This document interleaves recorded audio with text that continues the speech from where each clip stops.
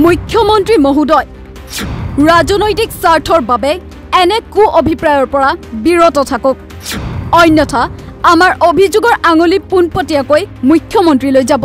ভাৰতীয় গণনাট্য সংঘই আমি পোনপটীয়াকৈ মুখ্যমন্ত্ৰী ডাঙৰীয়াক দৃষ্টিগোচৰ কৰি ক'ব খুজিছো যে তেনেকুৱা মনস্তাত্ত্বিক ভাবুকিৰে আপুনি কু অভিপ্ৰায় লিপ্ত নহবৰ কাৰণে বিৰত থাকিবৰ কাৰণে আমি হকিয়া দিবলৈ বাধ্য হৈছো।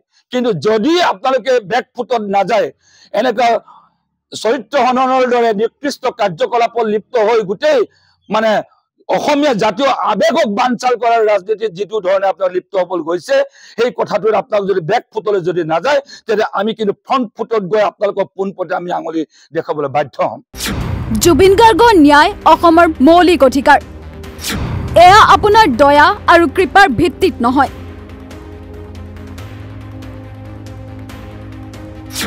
অভিযোগনামাৰ তথ্য মানি লওঁতে সময় লাগিব অসমীয়াৰ। জুবিনৰ পৰিয়াল আৰু অনুৰাগীলৈ এয়া ইংগিত নে মুখ্যমন্ত্ৰীৰ মনস্তাত্ত্বিক ভাবুকি?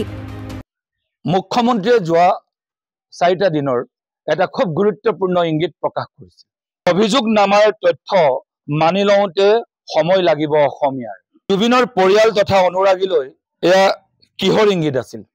নে এটা মুখ্যমন্ত্ৰীৰ এটা মনস্তাত্ত্বিক ভাবুকি? ভাৰতীয় গণনাট্য সংঘই আমি পোনপটীয়াকৈ মুখ্যমন্ত্ৰী ডাঙৰীয়াক দৃষ্টিগোচৰ কৰি ক'ব খুজিছো যে তেনেকুৱা মনস্তাত্ত্বিক ভাবুকিৰে আপুনি কু অভিপ্ৰায় লিপ্ত নহবৰ কাৰণে বিৰত থাকিবৰ কাৰণে আমি হকিয়া দিবলৈ। বোকাখাতত সংবাদমেল যোগে জুবিন গাৰ্গৰ ন্যায়ৰ ক্ষেত্ৰত বিজেপি চৰকাৰ তথা মুখ্যমন্ত্ৰী হিমন্ত বিশ্ব শৰ্মাৰ ধুৱলি কুঁৱলী স্থিতিক তীব্ৰ নিন্দা কৰাৰ লগতে কঠোৰ সকিয়নি জনায় ভাৰতীয় গণনাট্য সংস্থাই।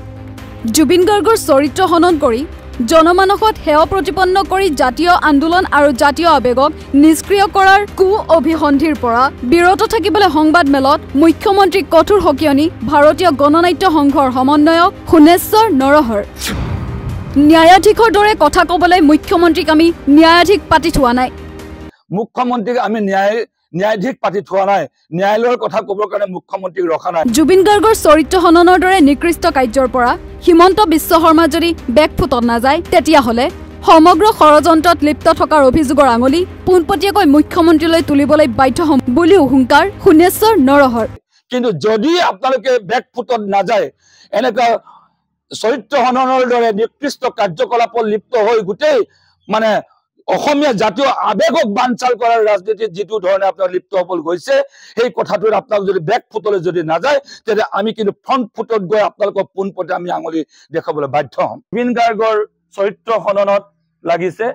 অনুৰাগীয়ে এতিয়া এইবোৰ চাব লাগে। তেওঁক যাতে দ্বিতীয়বাৰ হত্যা কৰিব নোৱাৰে অনুৰাগীয়ে চাব লাগে। জুবিন গাৰ্গৰ ব্যক্তিগত কথাত সোমাই কেনেকৈ চৰিত্ৰ হনন কৰিব পাৰি তাৰ এটা ষড়যন্ত্ৰ চলিছে। জুবিন গাৰ্গৰ চৰিত্ৰ হননৰ চেষ্টা চলিব পাৰে শান্তনু ভৰালী বিভিন্ন সংবাদ প্ৰতিষ্ঠানত এই কথাবোৰ সবিস্তাৰে প্ৰকাশ হৈছে। তাৰ মানে কি? কালি মীৰা বৰঠাকুৰ এগৰাকী ৰাজনৈতিক নেত্ৰীয়ে কৈছে যে ন্যায় তল পেলাবলৈ চৰিত্ৰ হনন কৰিবলৈ যিসকলে চেষ্টা কৰিছে পানীৰ তলতো লুকাই ৰক্ষা নাপাব। Justice for Zubeen Garg. অনুপম নাথ নামৰ এগৰাকী ব্যক্তিয়ে কৈছে ভগৱানক দানৱ সজোৱাৰ গভীৰ চক্ৰান্ত চলিছে। তাৰ মানে কি ইংগিত বহন কৰিছে? তাৰ মানে এনেকুৱা এই চৰকাৰৰ আশীষ পুষ্ট কোনোবা পৰ্টেলৰ যোগেদি ব্যক্তিগত কোনোবা এটা যোগেদি মেইন ষ্ট্ৰীমত যিহেতু চৰকাৰে নিজাববীয়াকৈ উদ্যোগ লৈ কৰিব নোৱাৰি কোনোবা এটা জেগাই দি ফুটাই দি সৰকাই দিব তেওঁৰ চৰিত্ৰ হননৰ কথাৰে মানে ব্লেকমেইলিং কৰিছে, মনস্তাত্ত্বিক ভাবুকি দিছে। এইখন চৰকাৰে এনেকুৱা কু অভিপ্ৰায়েৰে মূল ইস্যুটো ডাইভাৰ্ট কৰাৰ যদি ৰাজনীতিৰে যদি ন্যায় নোপোৱা পৰ্যায়লৈ যদি ৰাজনীতি কৰে তেতিয়া আমাৰো সন্দেহৰ আঙুলি মুখ্যমন্ত্ৰী আৰু পবিত্ৰ মাৰ্ঘেৰিটালৈ আমি আঙুলিয়াবলৈ আমি বাধ্য হ'ম। কিয়নো বৈদেশিক পৰিক্ৰমা মন্ত্ৰী হিচাপে যিটো পবিত্ৰ মাৰ্ঘেৰিটাই যিটো তৎপৰতাৰে কাম কৰিব লাগে আমি তাৰ 0% আমি কাম কৰা তেওঁ পৰিলক্ষিত হোৱা নাই। আমি অন্যান্য ৰাজনৈতিক অভিযোগ আজি নাযাওঁ।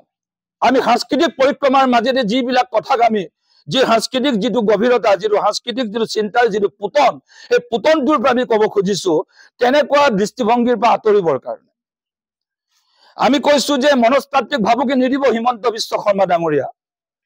আমি কৈছো যে তেতিয়াহ'লে আপোনাকো আমি সন্দেহ কৰিবলৈ বাধ্য হ'ম, কা বিৰোধী আন্দোলনৰ সময়ত বহুত শিল্পীক আপুনি চল চাতুৰিৰে বিভিন্ন দুৰ্বলতাৰ সুযোগেৰে বিজেপি চৰকাৰৰ ওচৰত জয়েন কৰাই তেওঁলোকক বিভিন্ন সঞ্চালক, কাৰোবাক উপদেষ্টা, কোনোবা এজনক উপসভাপতি এনেকুৱা পদবী দি পেলাই সাংস্কৃতিক পৰিক্ৰমাৰ কোনোবা মানুহজনক ডাইৰেক্টৰ পতা, সঞ্চালক পতা কামত যিটো নিয়োজিত কৰিছিল, জুবিন গাৰ্গক অহৰহ পবিত্ৰ মাৰ্ঘেৰিটা বা হিমন্ত বিশ্ব শৰ্মা ডাঙৰীয়াই অহৰহ বিজেপিৰ মানে বৰঘৰত বস কৰাবৰ কাৰণে চেষ্টা কৰিও তেওঁক নোৱাৰাৰ কাৰণে, বস কৰিব নোৱাৰাৰ কাৰণে, তেওঁলোকৰ আদৰ্শত চামিল কৰিব নোৱাৰাৰ কাৰণে, স্থিতপ্ৰজ্ঞ জুবিন গাৰ্গৰ মেৰুদণ্ড দেখা কৰিব নোৱাৰাৰ কাৰণে আচলতে জনতাৰ দৃষ্টিৰ পৰা নিষেধ কৰাৰ এটা অভিসন্ধি ৰচনা কৰিছিল নেকি বুলি ক'বলৈ আমি বাধ্য হ'ম। ফুচফুচকৈ সন্মানীয় আজি জাতীয় বৌৰে আখ্যায়িত গৰিমা, সাহসী গৰিমা গাৰ্গক, আমাৰ গোলাঘাট জিলাৰে জীয়ৰী, সেইকাৰণে গোলাঘাট জিলাত আমি আজি এই সংবাদমেল পাতিছো। আমাৰ এইখিনি গোলাঘাট জিলাই এই ডিফেন্স খেলাৰ অধিকাৰ আমাৰ আছে। গৰিমা আমাৰ ঘৰৰ ছোৱালী, এতিয়া অসমৰ জাতীয় বৌলৈ ৰূপান্তৰ হৈছে। কালিলৈ এনেকুৱা ধৰণে আইন প্ৰক্ৰিয়াটোক দুৰ্বল কৰিব চেষ্টা কৰি গৰিমা বৌক ডিমৰালাইজ কৰিবৰ কাৰণে ফুচফুচাই ক'ব পাৰে, চোৱা গৰিমা, ৰিপৰ্টত বিভিন্ন মাধ্যমেদি কিন্তু এনেকুৱা ধৰণৰ পাৰ্চনেল ইমেজ উন্মোচিত হৈছে, গতিকে তোমাৰ জাষ্টিছ ফৰ জুবিন গাৰ্গ যিটো কেম্পেইন সেইটো তুমি উইথড্ৰ কৰা। জুবিন গাৰ্গৰ ন্যায়ৰ ক্ষেত্ৰত বিজেপিয়ে নিজ দলৰে চৰকাৰৰ বিৰুদ্ধে প্ৰতিবাদ কৰিবলৈ লোৱা সিদ্ধান্তক ঐতিহাসিক হাতিয়াৰৰ যুগ আখ্যা ভাৰতীয় গণনাট্য সংঘৰ সমন্বয়ক সোণেশ্বৰ নৰহৰ। বিজেপিৰ চৰকাৰখন চলি আছে, বিজেপিৰ মুৰব্বী এইখন চৰকাৰৰ মুৰব্বী বিজেপি RSS, আৰু তেওঁলোকে বিজেপি বা RSS নিজে হেনো ন্যায় বিচাৰি চৰকাৰক দাবী কৰিব। এনেকুৱা ঐতিহাসিক হাঁহিয়াতৰ যুগ আমি কোনোদিন দেখা নাই, কস্মিন কালেও শুনা নাই। সেইটো মানুহৰ দৃষ্টি সলনি কৰিবৰ কাৰণে, চকুত ধূলি মাৰিবৰ কাৰণে এটা কৰা প্ৰয়াস। উল্লেখযোগ্য যে অপপ্ৰচাৰত বিচলিত নহৈ ৰাইজৰ লগত থাকি ন্যায়ৰ হকে অটল স্থিতিত থাকিবলৈ গৰিমা গাৰ্গলৈ বিনম্ৰ আহ্বান জনোৱাৰ লগতে সাহসী গৰিমা আখ্যাৰে গৰিমা গাৰ্গক সংবাদমেলতে জন্মদিনৰ আনুষ্ঠানিক শুভেচ্ছা জনালে ভাৰতীয় গণনাট্য সংঘই। আজি আমি আন্তৰিকতাৰে, অতি আন্তৰিকতাৰে, অতি সহৃদয়ৰে আমি জুবিন গাৰ্গৰ সুযোগ্য পত্নী গৰিমা বৌৰ জন্মদিনৰ শুভেচ্ছাও আমি ভাৰতীয় গণনাট্য সংঘৰ তৰফৰ পৰা প্ৰদান কৰিছো আনুষ্ঠানিকভাৱে। গতিকে গৰিমা বৌ আমি অভিধা দিছো সাহসী গৰিমা।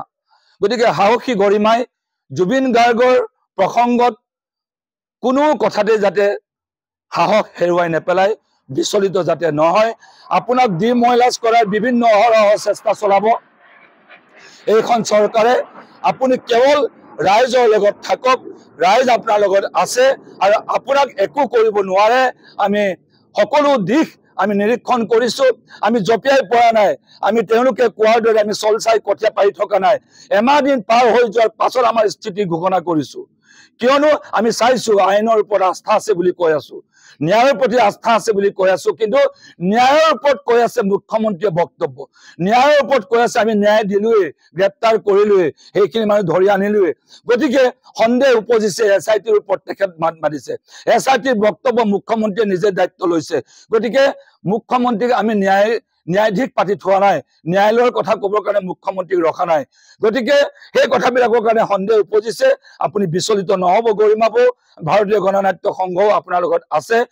ইয়াৰ লগতে জুবিনৰ ন্যায় দাবীৰ আন্দোলনক কেৱল আৱেগিকভাৱে উপস্থাপন নকৰি সুপৰিকল্পিত আৰু ঐক্যবদ্ধভাৱে উপস্থাপন কৰাৰ আহ্বান ভাৰতীয় গণনাট্য সংঘৰ। স্কেটাৰলি hashtag justice for Zubeen Garg লাগিলে 10 মিলিয়ন হ'লেও এইখন চৰকাৰে ভয় নকৰে, কাৰণ এইখন চৰকাৰ ফেচিষ্ট চৰকাৰ। আমি কৈছো সেই 10 মিলিয়ন মানুহ ঐক্যবদ্ধভাৱে জাতীয় দল, সংগঠন,